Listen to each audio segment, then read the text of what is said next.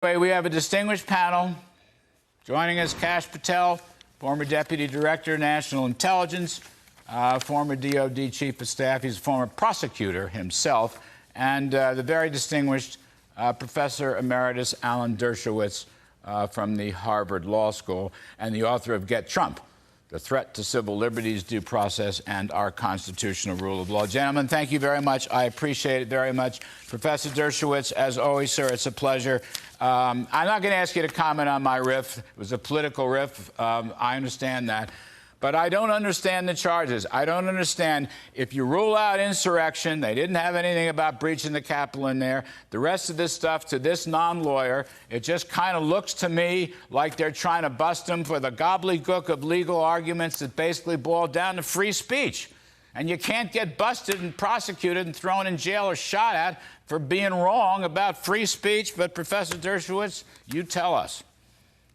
Well, first of all, for a non-lawyer, you do a pretty darn good job of correctly stating the law. So I want to congratulate you. You're absolutely right. This case is all about the First Amendment and the right to be wrong. I was a law clerk back in 1964 when the Supreme Court wrote New York Times versus Sullivan. And basically it said, look, if newspapers get it wrong, if the media gets it wrong, that's still protected by the First Amendment. They have to have actual malice. And that's essentially what's going to have to be proved here. You're going to have to prove that Donald Trump himself subjectively believed that he had lost the election fair and square.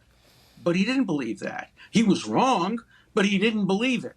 And the Supreme Court has said in an opinion by Justice Rehnquist, Chief Justice Rehnquist, under the First Amendment, there's no such thing as a false opinion or a false idea.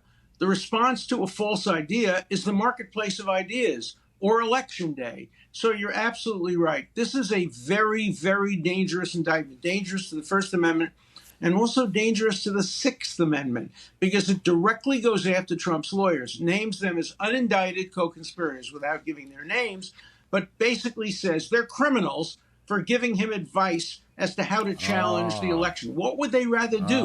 Go on the street and have protests? The way to challenge elections, come up with an alternate slate of electors, challenge the process, go to court. That's what they did. The judges ruled against them, but that's not a crime. Interesting. And thank you for that, Professor Dershowitz. You're very kind. Kash Patel, it's great to have you back on the show. We never do you justice because you're a defense and intel expert, but you're also a former prosecutor yourself. And I just want to get your take on the case. You heard Professor Dershowitz. You can agree or disagree or someplace in between. But, Kash, just tell me what you're thinking. Thanks so much for having me on. I'll probably fall short of the mark of you and the professor, but here's my take on the indictment. Let's look at a couple of the actual charges in this instance. Conspiracy against rights, a Section 241 crime. Larry, do you know what the first sentence of that statute is? If two or more people in disguise on a highway, yes, you heard me. If two or more people in disguise on a highway go about with the intent to interfere with a right, they are guilty of conspiracy of rights. This statute is older than the Espionage Act of 1917, which they basically used to charge Donald Trump in the Florida case. They didn't charge him with possession of classified documents there because they didn't have it. They didn't charge him with insurrection, sedition, or treason here because they don't have it because he's innocent of that. So now they're stretching back to 1900 to charge him with a crime that we use to prosecute people who corrupted society on highways and blocked people's rights to free speech. That is the stretch there. The second charge is the 371 conspiracy. That's our catch-all dry conspiracy, as prosecutors say. They didn't charge him with conspiracy to commit treason, conspiracy to commit insurrection, conspiracy to commit sedition, because Donald Trump didn't do those things, as you two pointedly put out. But they put a catch-all in there, like the professor said, it included his lawyers to say, we disagree with Donald Trump's assessment of the election, so we're going to label it a conspiracy, which is a total violation of free speech and the First Amendment. Right. No one is going to convince me or anyone else on planet Earth that Donald Trump doesn't believe he won the 2020 election. He's entitled to that opinion. Just on that point, again, you're talking to a non-lawyer, okay? But look, why are his counselors not have free speech? What happened to their free speech? Right. I understand that. Of course, they also have a Sixth Amendment right to counsel. But you know the worst thing about this indictment? under the terms of this indictment, Jack Smith can be indicted. Let me explain to you why. The statute says the following: if two or more persons conspire to injure and deny somebody the free exercise or enjoyment of any right or privilege secured him by the Constitution. What if a court ultimately rules that Donald Trump had a right under the First Amendment to make his January 6th speech and to do what he did?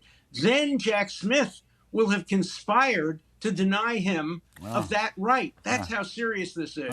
And Jack Smith also, in his indictment, deliberately, willfully, and maliciously leaves out the words that President Trump spoke on January 6th in his terrible speech, which I disagree with. But what he said was, I want you to assemble peacefully and patriotically. Jack Kemp leaves that out. That is a lie, an omission lie. And if you're going to indict somebody for telling lies, don't tell lies in the indictment. If you're going to indict somebody for denying people their constitutional rights, don't deny them their constitutional rights by indicting them for free speech. That's how hypocritical this is. Well, that's a great point. Thank you, Alan. That's a really good point. You know, Kash Patel, I'm going to step back. You've been in the government. You've been in the political game. I mean, I just find the whole thing incredible.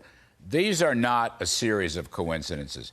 Every time something happens that puts Joe Biden on the front pages for some damn scandal or family scandal, now I know they're allegations, they're not proven yet, but I'm just saying, as the evidence mounts, it just seems like every time that happens, he figures out a way to get his Justice Department and/or to direct his special counsels. By the way, he's got special counsels for his own documents. Nobody can find that guy. I don't know what country he's in. He's probably at the gaming tables in Montenegro. But the point is, this is pure politics, Kash. That's what I'm saying. And, you know, you have this thing. I mean, it just happened 2 days ago.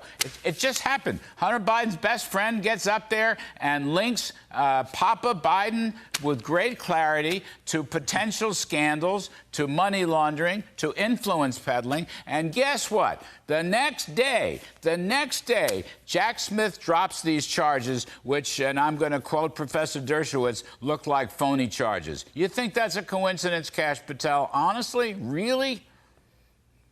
Well, Larry, look, it's one of the themes of my new book, Government Gangsters. In government, there is no such thing as a coincidence. And you've laid out masterfully how the political system has been overtaken by the weaponization of law enforcement at DOJ. There's a two-tier system of justice on display. And you want to talk about coincidences, let's talk about the judge in this case, Judge Chutkan. When I was the Russiagate chief investigator, we got federal congressional subpoena power to go after the bank records of Fusion GPS to prove Hillary Clinton and DNC paid for it. Why do I bring that up? The judge in that case we drew was Judge Chutkan. She recused herself from that matter because her law firm, Boyd Schiller, represented Burisma, Hunter Biden, Fusion GPS, the DNC, and the entire Democratic entrenched encampment.